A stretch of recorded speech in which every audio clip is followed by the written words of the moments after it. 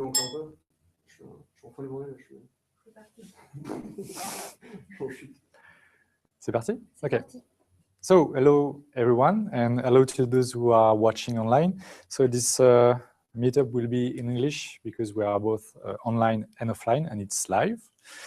So this first meetup takes place into the workshop organized by Twist Digital and supported by the European Commission and Startup Europe. So I'm just going to introduce myself briefly so you understand where I come from the lean startup perspective. So I've co-founded Mobile Angelo, which is a startup that aims to fix your iPhones and iPads everywhere.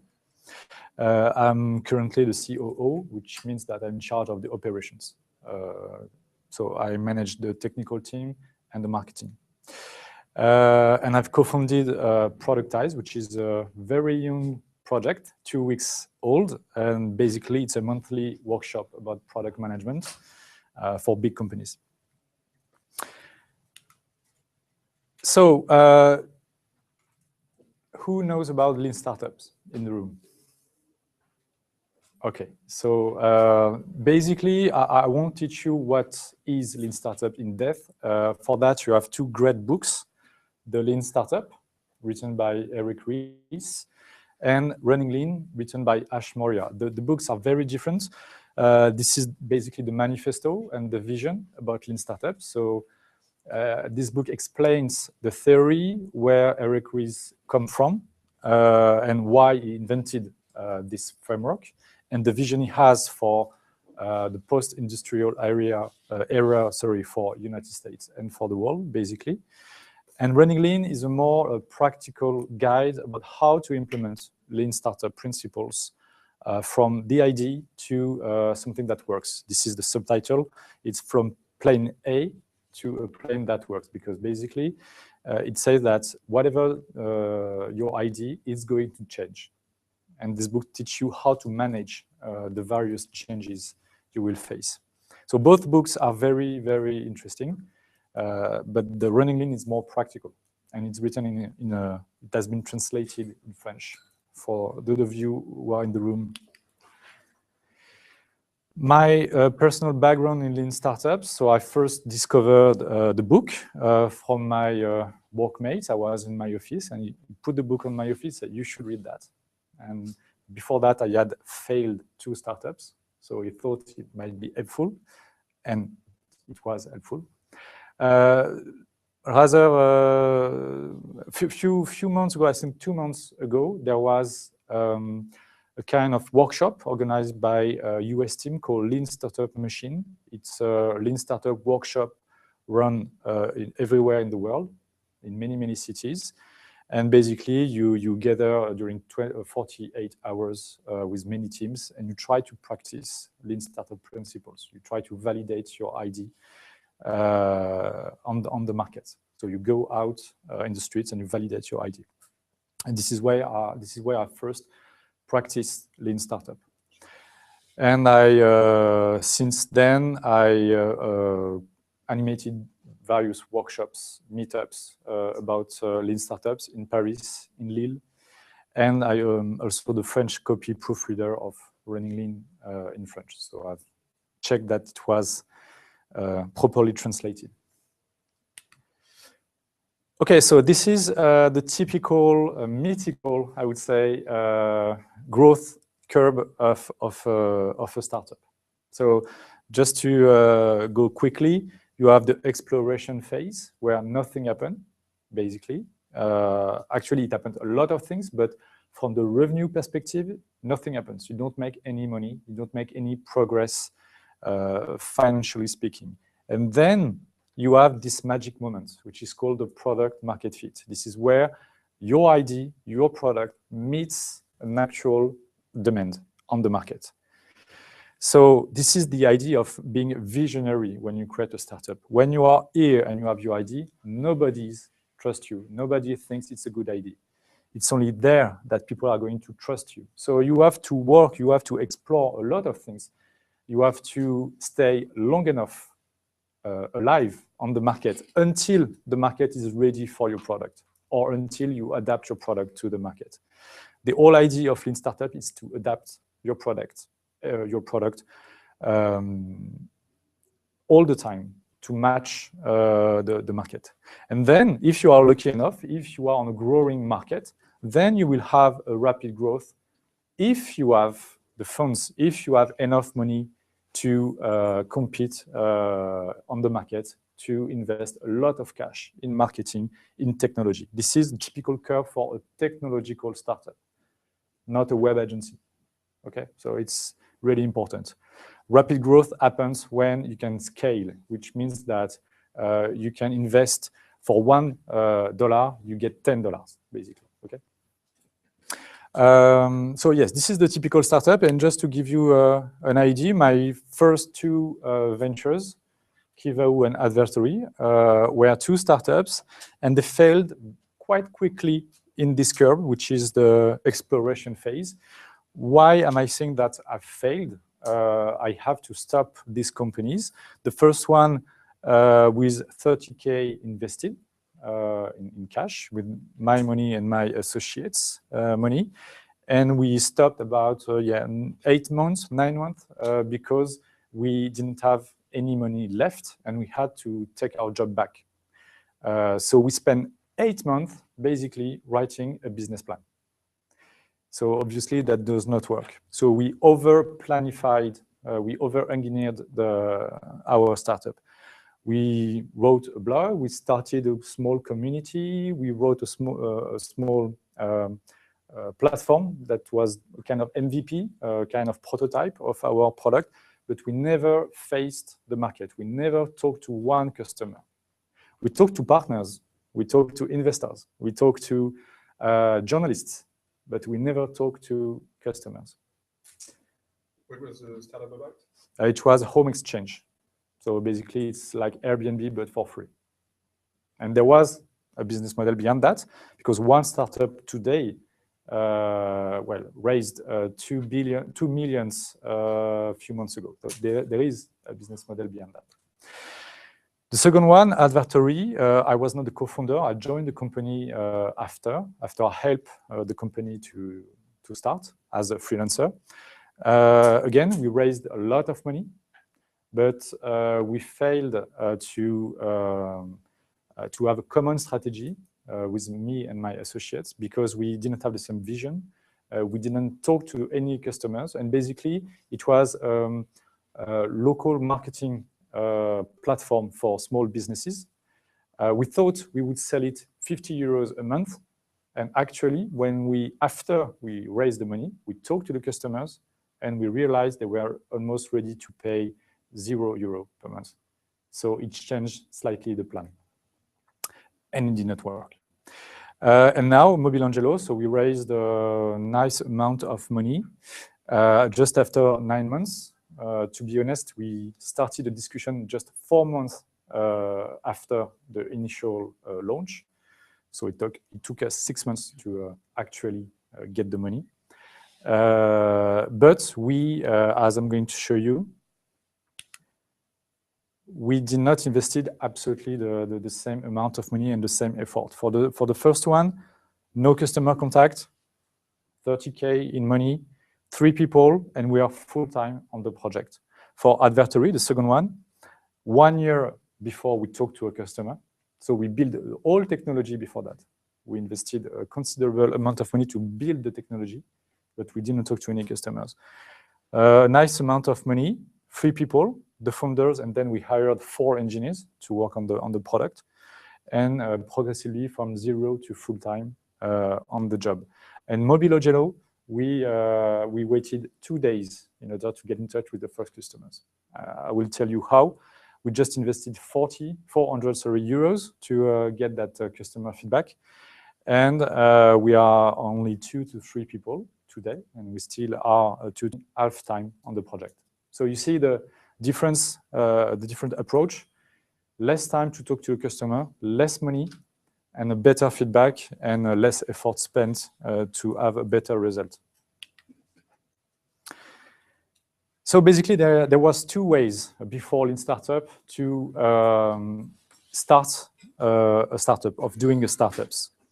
Both of these ways, I'm going to show you, can work. The idea of Lean Startup is not about these are things of the past. It's about saying, yes, it can work, but it's mostly a matter of luck. Lean Startup takes the creation of startup from the scientific angle and try to avoid everything which is luck, being at the right time, at the right place. The first is just do it. Really, I mean, it works. I mean, these some companies because I'm working with a lot of startups. You have startups. Startups that raise 2 million euros just on a slide deck. It still exists. You still have startups that can do that, and the plan is we just do it. This is quite frequent when you are not the first player, when you are following a startup that already exists and that have proven for you that the concept is working. So basically, if someone would compete in Mobile Angelo today, they have seen we have raised some money, so they will say we are going to raise the double and we are going to be faster, and we are just going to copy them. This can work. It can work, but it's a matter of execution. It's a matter of hiring the right skill, and it's a matter of having a lot of money. The second approach is over-engineer your startup. So this is what I've done on the first one. Basically, you spend 6 months making a business plan, and you plan your startup for the next 3 to 5 years, and it looks pretty in the spreadsheet. This can work, again, especially if you are on a very, very complex market where you have to validate a lot of things, you have to contract with a lot of people, you have to secure a lot of things before building the product. This can work, but again, it's mostly a matter of chance and being at the right time, at the right place. So Lean Startup propose a different approach. It's about experimenting as fast as you can until you find a viable model. So basically, if you start your working on your idea, the first things you have to ask yourself is, how many money do I have until I have to stop the company? Whether it's 10,000 euros, 1 million euros, 500 euros, it's not important. You say, okay, I have 10,000 euros, I have 6 months to prove something. Now, what can I do to maximize the number of experiments I can do in order to find a viable model? This is the basic idea.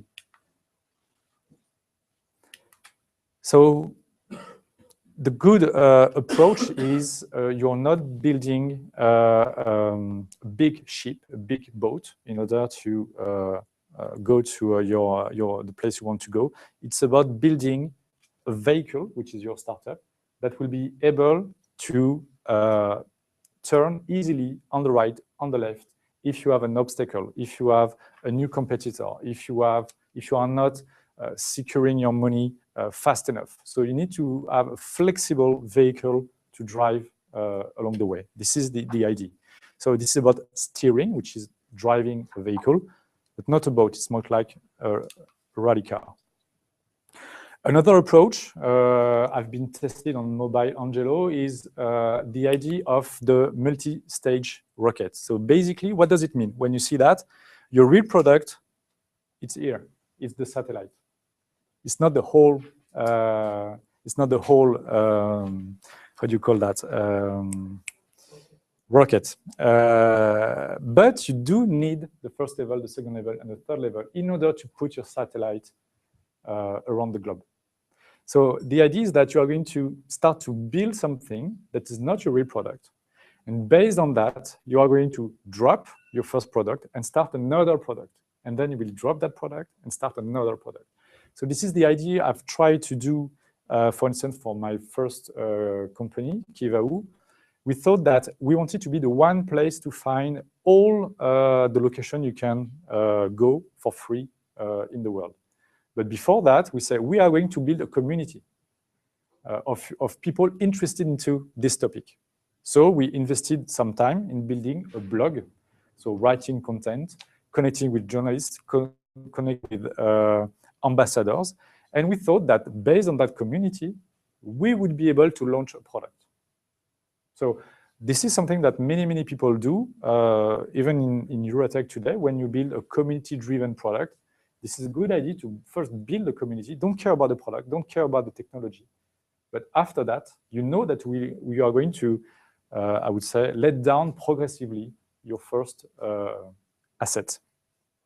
And this can work. This can work because building a community doesn't require a lot of money. You can start a blog right now. Building a product, if you're not a technical guy, it's very more complicated. This is how you can see the idea of experimenting stuff until you find the right idea. So in this slide, what you see is that at the beginning, you are in the red, which is you don't create any value. So this is the 0, basically. You don't create any value. You even wasting your time and the time of your investors and users. But then you try something new, and then you realize that this is not working. So you step back, and you try something else. And by trial and error, you find something that do eventually work.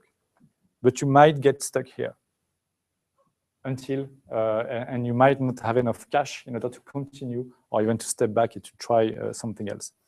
Sometimes you go from a very bad idea to something that works. It's very rare, but it can work. So you don't have to, you must not be afraid of trying stuff. At Mobile Angelo, we try new stuff every day, and we see if it works or not. So just to debunk a few false ideas about Lean Startup for the people, for some of you who have heard about it.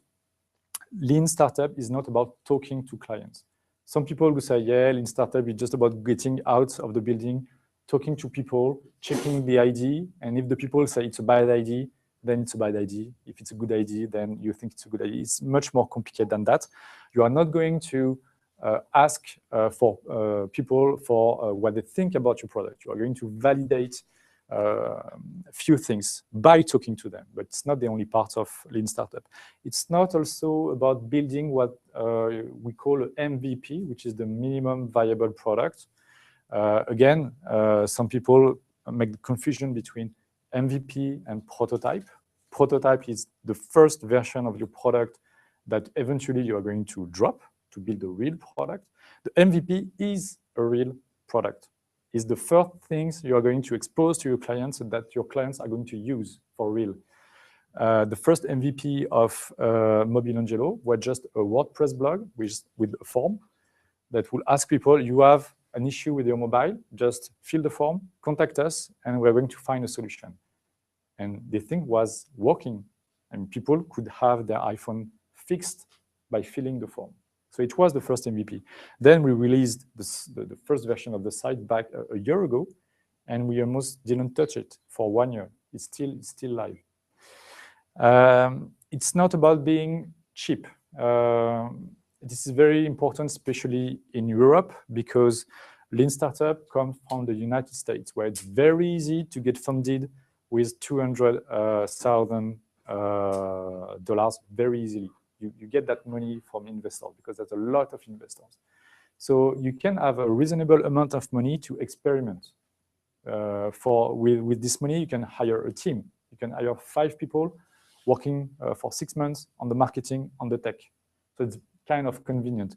In Europe, you cannot do that, not that easily. So don't think that being lean is for the people who don't have money. It's the total opposite. If you have money, you can be lean because you can do a lot of experimentations. And it's certainly not about ignoring common business sense. You don't have to stay in your office and just focus on your product. And it's really about connecting with people, connecting with partners, talking a lot about your ideas, and making a reasonable business calcul. Again, it won't work. This is what I've learned based on the different startups I've followed and the one I've created. It won't work if your associates and all the founders are not in the idea of being lean. It's very, very difficult because being lean, if you follow the lean startup methodology, it's really about mathematics, science, being very, very rigorous about what you do and what you do not do. It's almost counterintuitive for a seasoned entrepreneur. If your associate has built, I don't know, 2 other startups before that, or even a company that was successful, he won't buy in lean startups. He won't do it. He will just say to you, we just have to do it. We just have to talk to this guy. We just have to accept that money. If you are the only one in the company who trusts, who believes in the lean startups approach, it won't work. It won't work also if you're alone. Again, you need money to hire people to work for you, or you need money to subcontract your product or multiple versions of the product. So you cannot do it alone, and you cannot do it if you have no money. But with the money you have, you can do many things. You won't be able to do that too much things if you have not too much money, but still you can do some things. So how can you apply lean startups? Different steps. The first steps is about validating the idea. The second step is about the execution team, understand the process you are going to improve with your startups, building the technology you just need. The just is important. We will see that later. And then it's about scaling. The first thing is validating your idea. There is one book, one method to follow. It works. It's great. Is the method from Ash Maurya. Outside of being a great guy, he has spent a lot of time on this book, on this method, and believe me, it works. So if you want to test an idea, just grab the book and study the methodology. So it's about running lean and the lean canvas. The second is about setting up the executive team. So who is going to drive the efforts? Who is going to run the startups the lean way? My personal history say that you have both to be experienced entrepreneurs, but also still hands-on. Why? Because if you are not able to experiment quickly change quickly things on your website, in the internal processes, you are going to lose a lot of time asking your contractor, asking people to change things on the website, asking people to change things on the advertisement platform. So you have to understand the things, and you have to be able to change them yourself. And you still have to be experienced in order to not do the same mistakes again that you may have done in your previous startups. This is I would say, the perfect executive team, because if you're not experienced, you are going to make mistakes. And if you are not hands-on, you will lose a lot of time. So if you have the both, it's the perfect solution. Something we tend to forget also, creating a startup is about solving a problem, and solving a problem that exists, not a problem you want to exist because you have the perfect solution. So you have to discover what you are going to fix, and you have to perfectly understand what you are going to fix. And it's really like a diagram like that. You have to spot every steps, every actors in the ecosystem that are being involved into your idea. For instance, for Mobile Angelo, it's not only about mobile repairer and iPhone owners. It's about insurances. It's about manufacturers. It's about the people who buy iPhone parts in China and bring them in France. It's about operators. It's about all these people. And so you need to understand that. You need to understand all the actors and what are the relations between each other in order to find where you are acting and what you are going to fix. And what you are going to fix has to be 10 times better or 10 times faster than the actual solution, not below. So it's easy to say that, but you have to find the 10 times factor. If you just improve things slightly, you are not running after a disruptive innovation. You are running after a small increment, a small improvement, and people won't buy your solution. So you need to find something very, very important to fix, and you have to modelize it. After that, once you have modelized it, you build the technology you just need, which means you don't have to build a whole platform like we did in my second startup before contacting the customers. For instance, the platform I've built was able to send SMS, emailing, post on the Twitter wall of our customers, collect the comments on the various community platform like Yelp or Yellow Pages, etc. This was, of course, too much. What people wanted at the end, and we realized it, I just want to be visible on Google. Okay, so we did not have to build all these things in order to get success, but it was too late. So once you have modelized your process, replace in the processes the things that would help to make the process 10 times faster.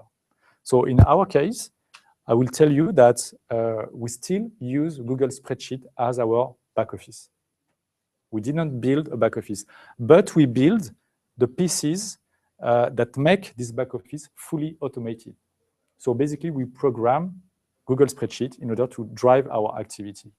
And it cost us probably 10 times less than building the whole things. And today, it still works. We still operate more than 100 repairers with Google Spreadsheet. But we automated the things around. We use, of course, a platform to send SMSs. We didn't program the platform that send SMSs. And I did not represent all tools which we call commodities in the Lean Startup vocabulary. I did not written all the commodities we use, but it's like maybe 15 or 20 external platforms. We pay monthly to build our system. And we build the code progressively as we need it, as we need to own the code. There is also another aspect of owning the technology. Of course, it's intellectual property. If you write the code, it's your code, it has a value.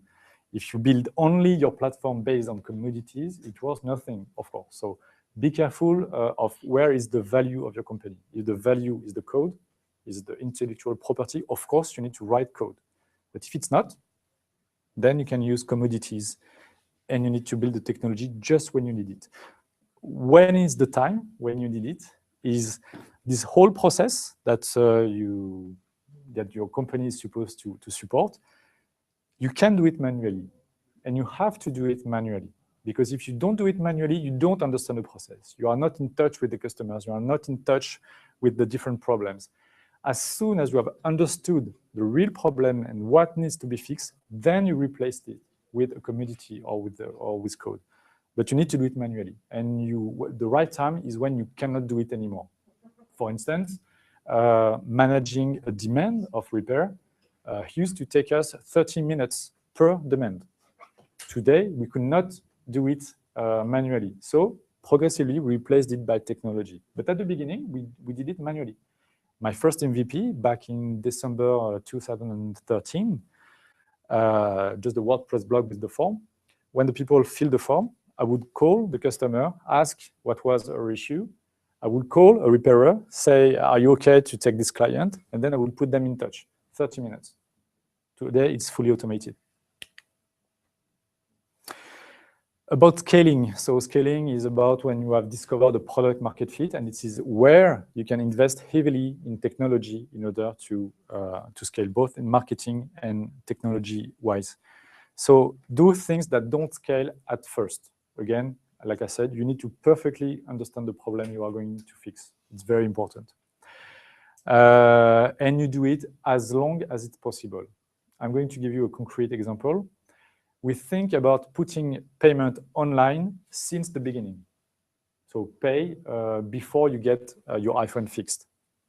We don't do it because actually we don't need it, because we get paid after. And today it works. We get paid.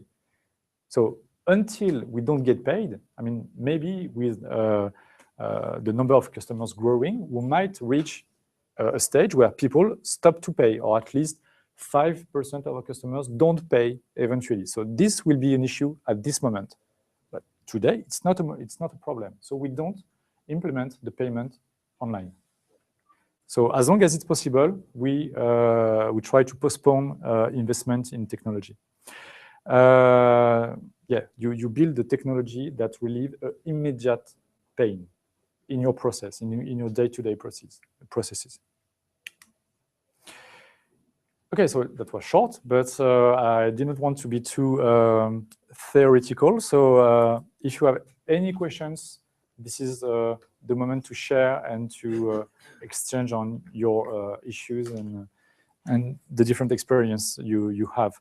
And for the people who are online, you can tweet with this hashtag, and I will get the questions eventually. We can begin if there are questions right in the room. So it was Chris. Just asking, is the whole methodology is saying anything about marketing and communication? Yes. Yes, it does. Even if it has been written by an engineer, the idea is to validate every aspect of the startups. And many of these aspects are communication and marketing, which channel is the best for my startup? Where do I acquire my customers?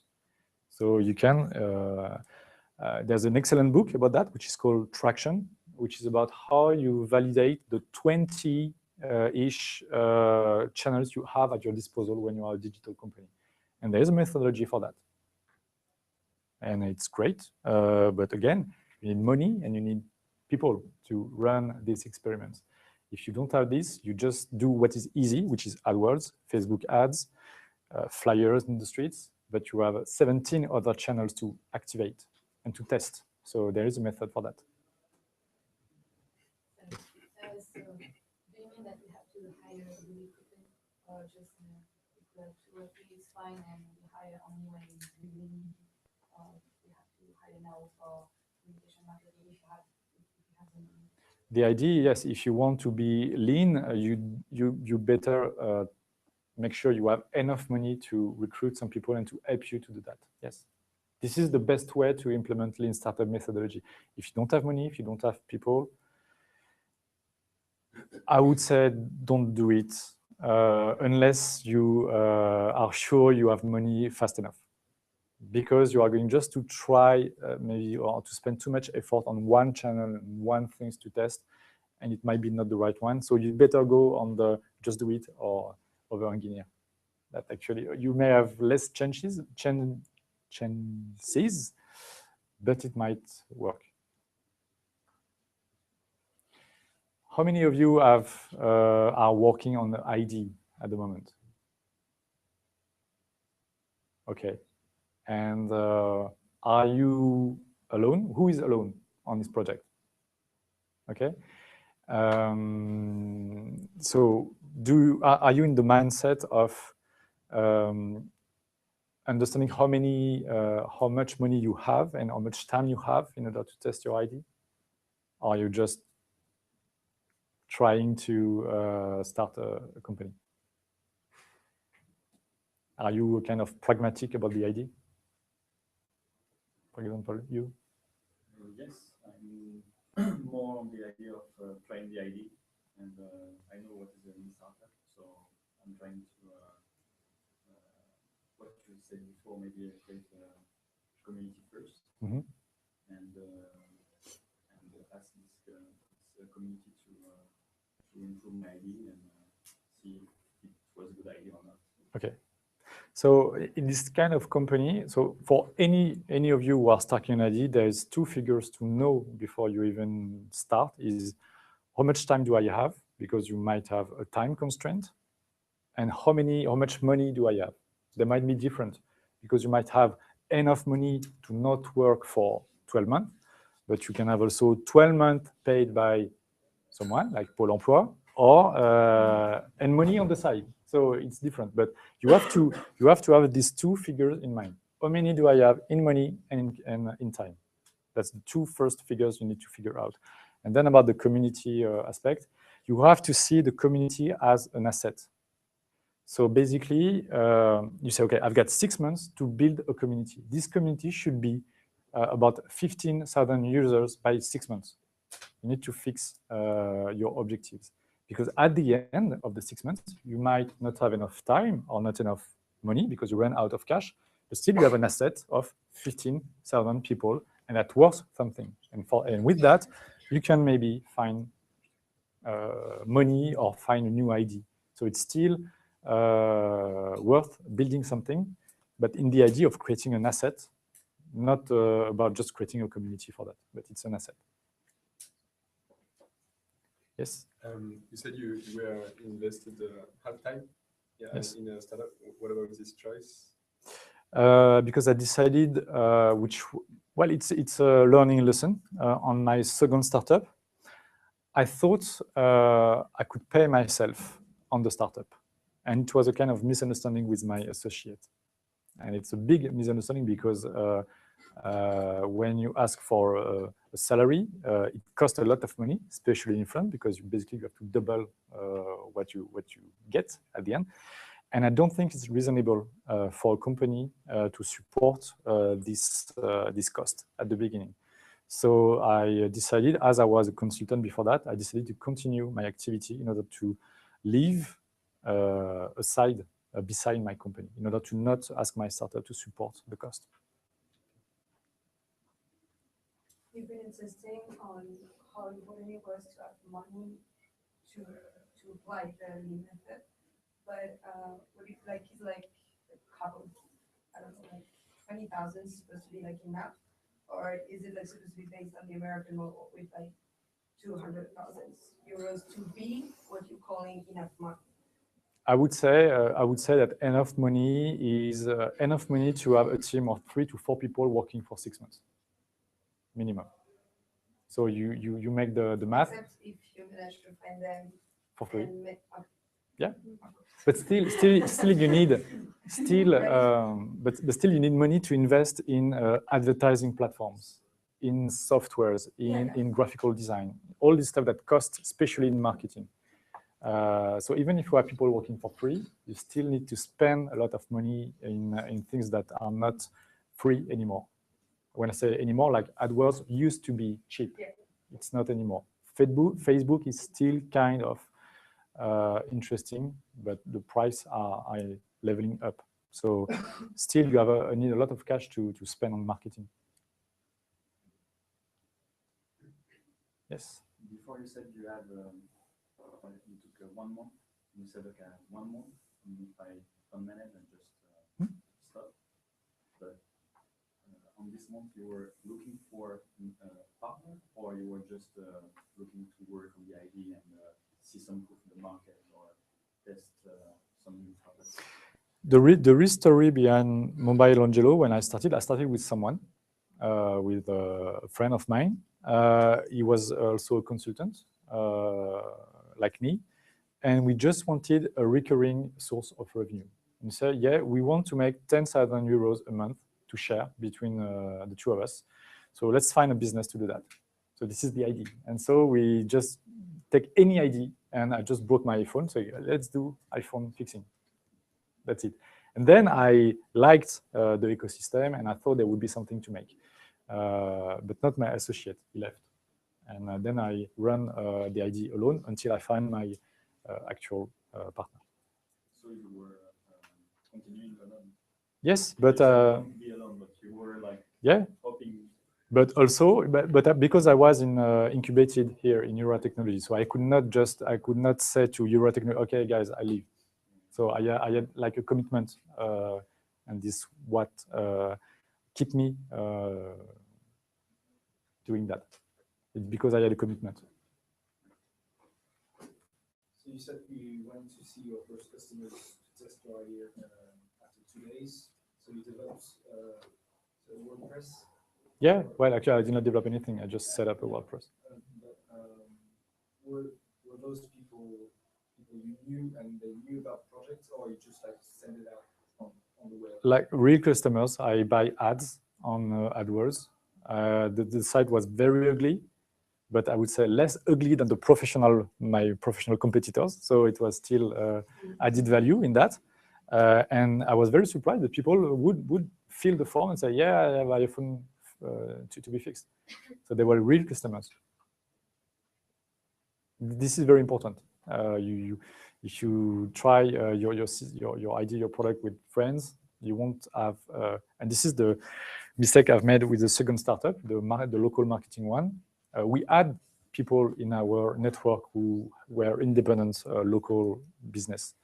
And we asked them to try, and we asked them, would you pay for that, etc. I say, yes, I would pay, but when it has to the moment where you have to pay, they will not pay, or they will not respond, they will not answer your call. They were too busy, so they were not real customers. So what is the difference when you say talking to customers and validate? Yeah, because when people say it's just about talking to customers, they think it's just about asking if your idea is a good idea. So this is not about that. When you talk to the customers in the lean way, you don't really talk to them about your product. You talk to them to understand their issues. You are more in a open questions kind of interviews. You are not asking them, you are not basically sending them a survey. You're not asking, would you use this kind of stuff? Would you pay 50 euros a month? You don't do this kind of stuff. You talk to them, you understand your issues, and you might discover other issues that you didn't think about. And you might think that the idea you had is not relevant anymore. But you don't ask confirmation from your customers, you observe it. On the issue side, yeah. Do you concretely observe them using your tool or your solution? There's many ways of doing that, but the best way is to run customer interviews. And you have two kinds of interviews, the problem interviews and the solution interviews. And the solution interviews is run on the people you have selected based on the problem interviews. So basically you interview 100 people in the interview problem. You will get maybe 5 or 6 people that are really interested. You think they will be interested by your solution. A few months later, you go back to them, you talk to them, and you expose your solution. So it's a way to filter what we call the early adopters of your solution, the people who really need what you are building. Yes? How do you do at the very beginning? Because I think you have to register somewhere. When is the right moment to register? What does it cost? Well, it depends on what you want to validate.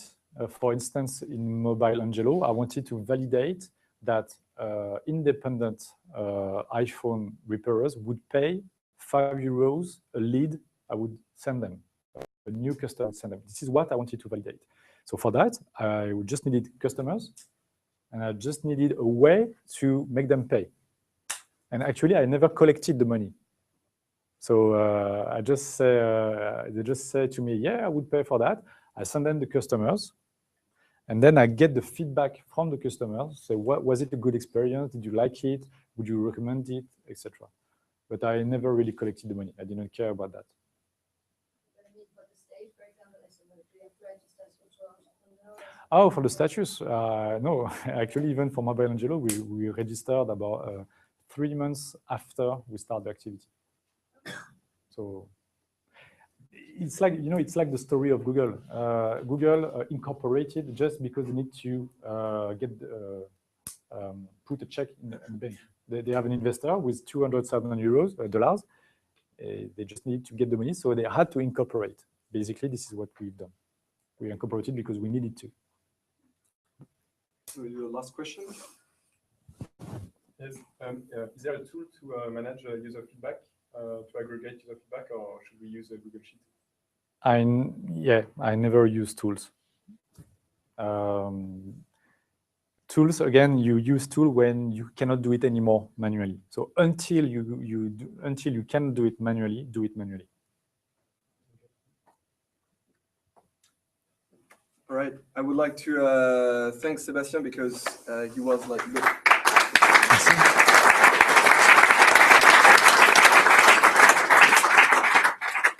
think that you were the man of the day because he was pitching Mobile Angelo. He was at the Fake conference just before. Now there is a Lean Startup. So you did all the things the way around. Yes. Because normally you learn Lean Startup, you had a fail, and then you have a good startup. And Absolutely. now you're scaling with Mobile Angelo. So well done. Thanks a lot. And have a good night, good party, because it's going outside. Thanks a lot. Bye-bye.